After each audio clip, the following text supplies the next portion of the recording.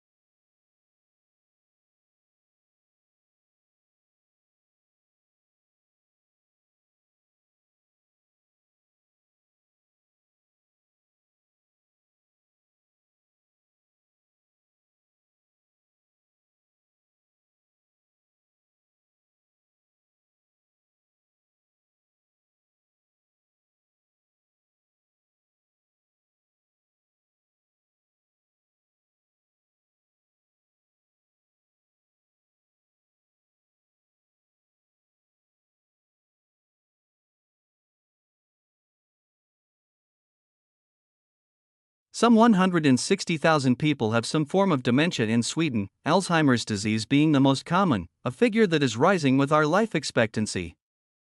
At the same time, many new diagnostic methods and early intervention therapies have been developed in recent years, which foregrounds the need to identify more risk factors for the disease.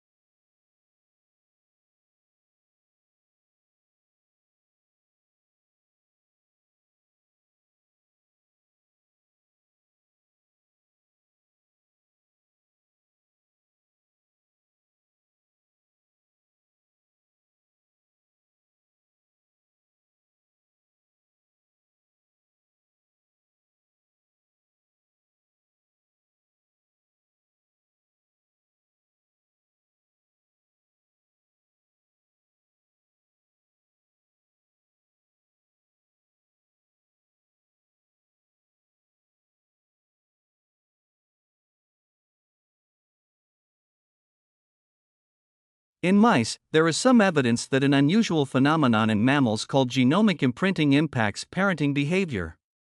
Mammals inherit two copies of each gene, one from each parent, and usually, each copy is expressed equally in the cell. With imprinted genes, however, only one copy is expressed, either the one inherited from the father or the mother.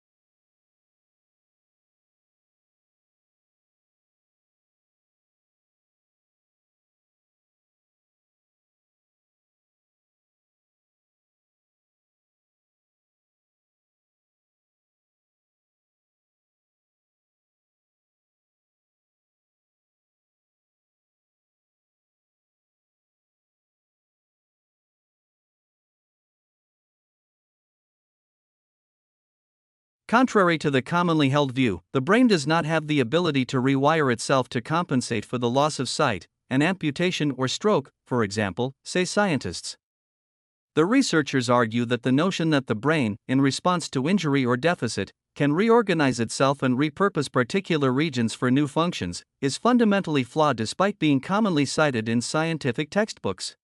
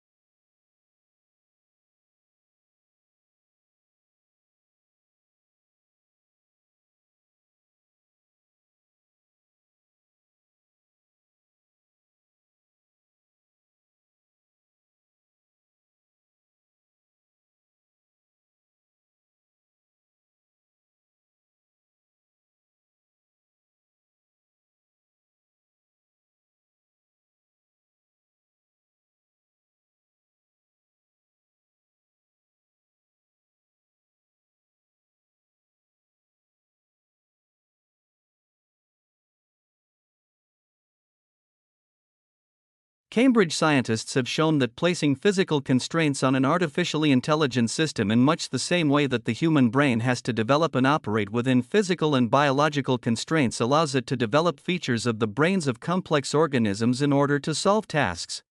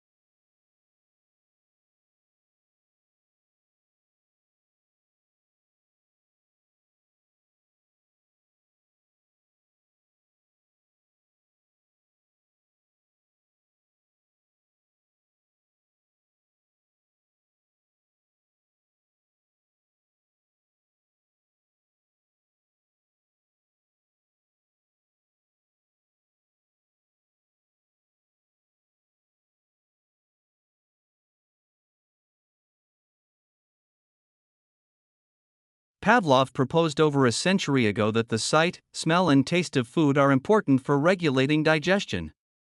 More recent studies in the 1970s and 1980s have also suggested that the taste of food may restrain how fast we eat, but it's been impossible to study the relevant brain activity during eating because the brain cells that control this process are located deep in the brainstem.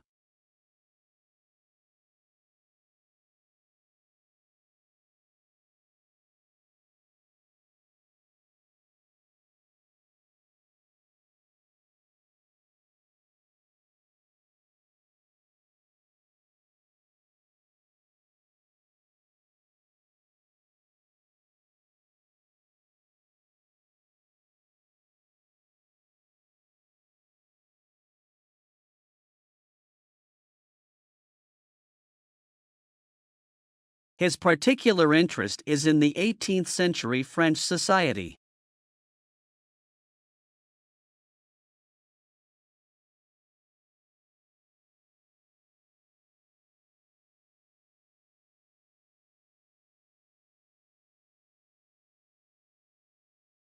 His particular interest is in the 18th century French society.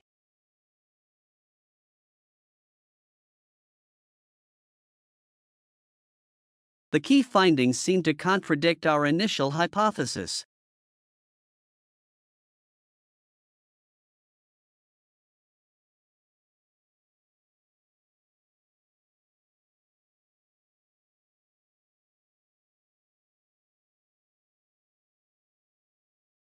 The key findings seem to contradict our initial hypothesis.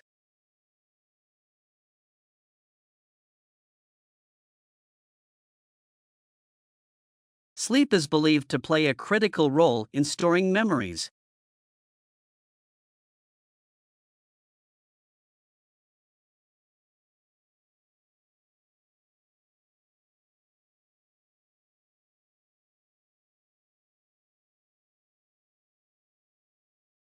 Sleep is believed to play a critical role in storing memories.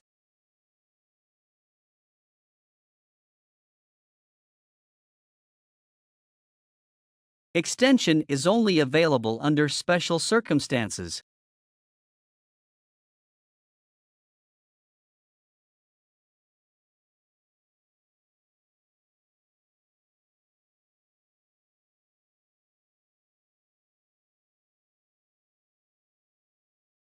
Extension is only available under special circumstances.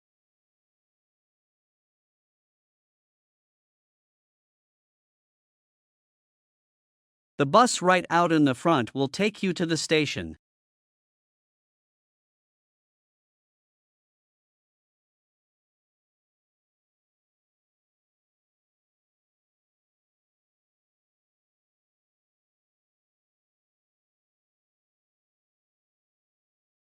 The bus right out in the front will take you to the station.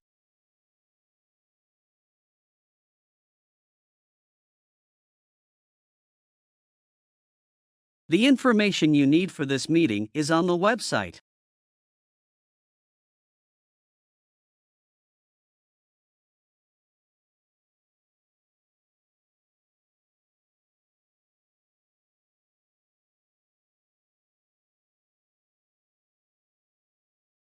The information you need for this meeting is on the website.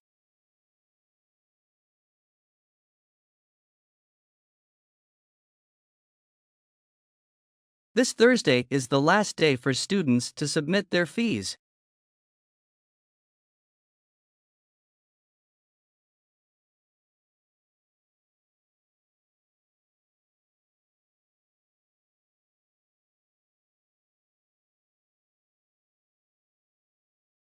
This Thursday is the last day for students to submit their fees.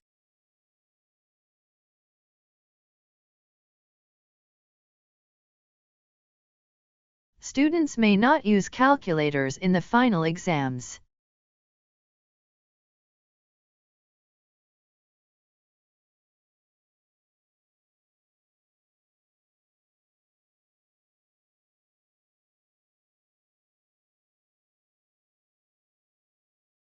Students may not use calculators in the final exams.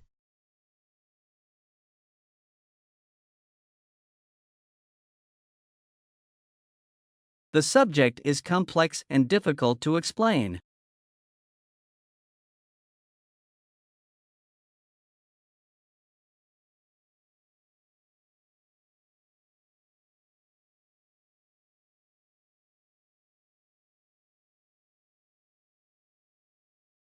The subject is complex and difficult to explain.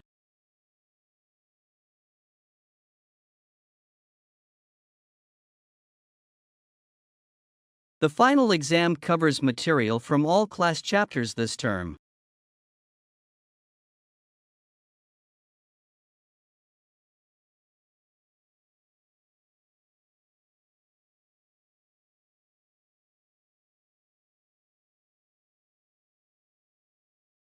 The final exam covers material from all class chapters this term.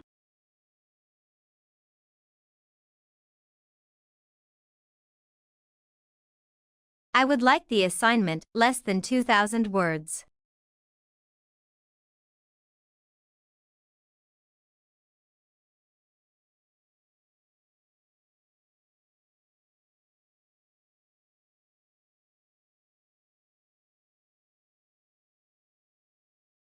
I would like the assignment less than 2,000 words.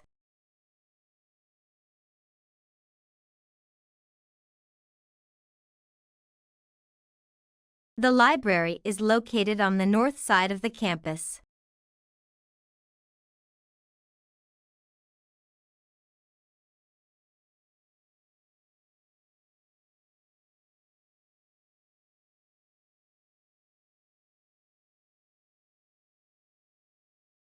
The library is located on the north side of the campus.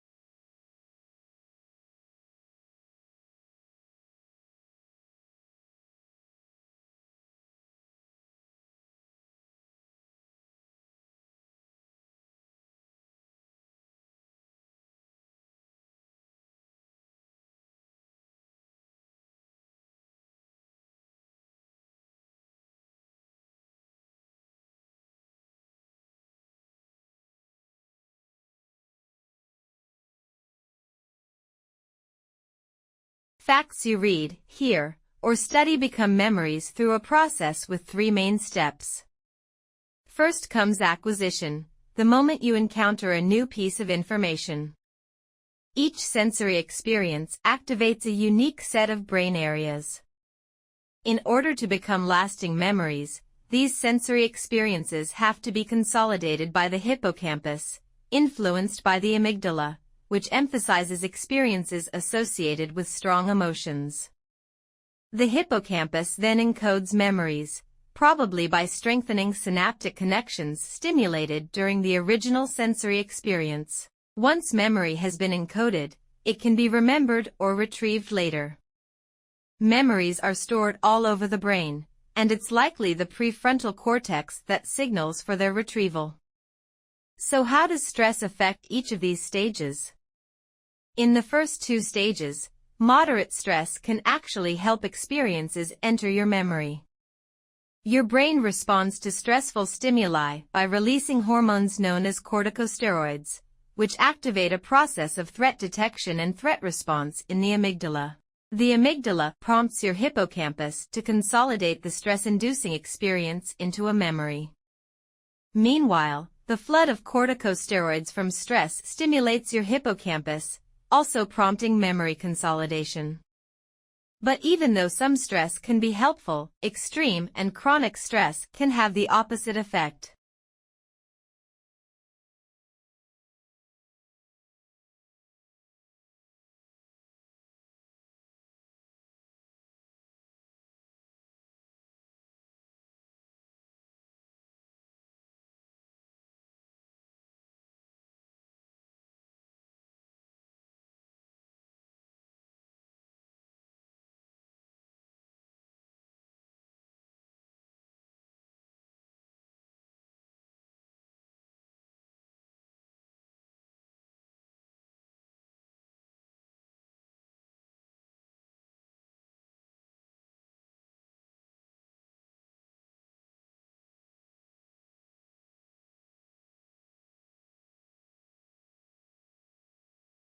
Most of the world's ecosystems are the result of millennia of coevolution by organisms, adapting to their environment and each other until a stable balance is reached.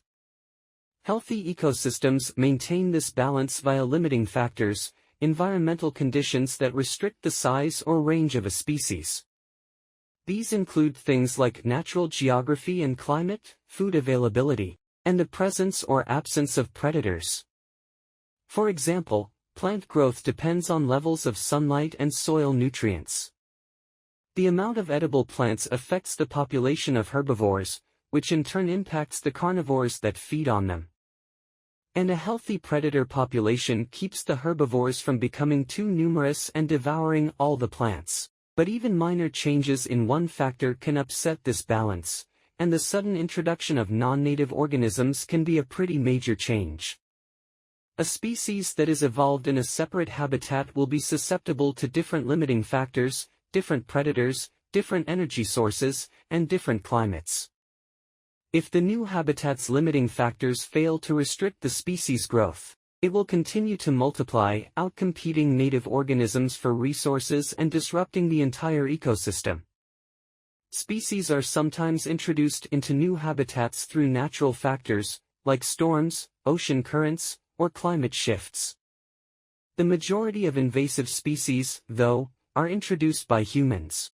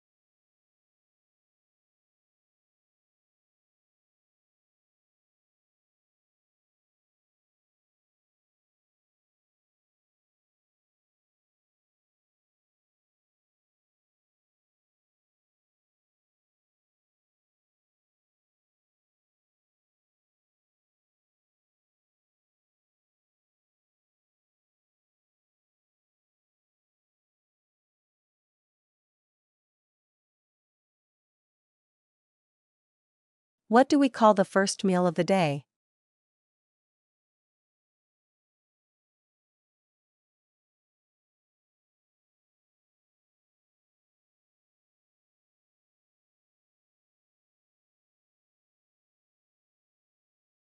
What do we call the first meal of the day?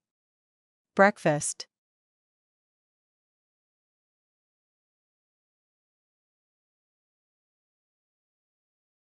What is the process of teaching and learning called?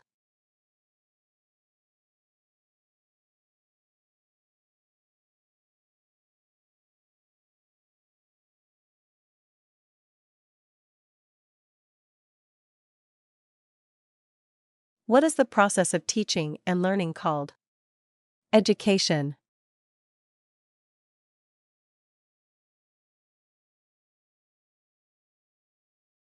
What does the black square represents?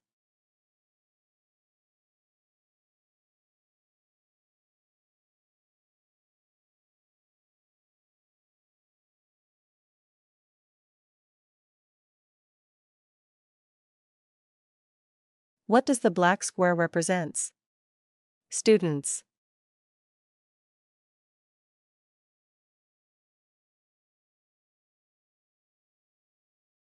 Who is a person that makes bread, cakes, and pastries?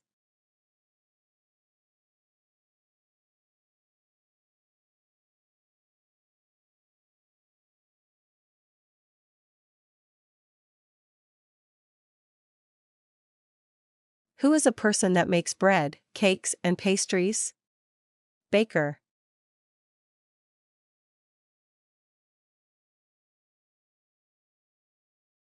What is someone that can't see called?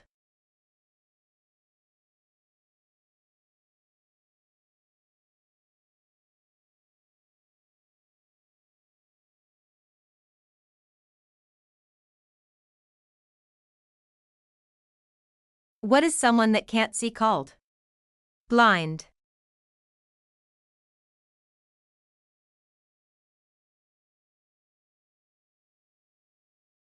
What do you call the middle of something?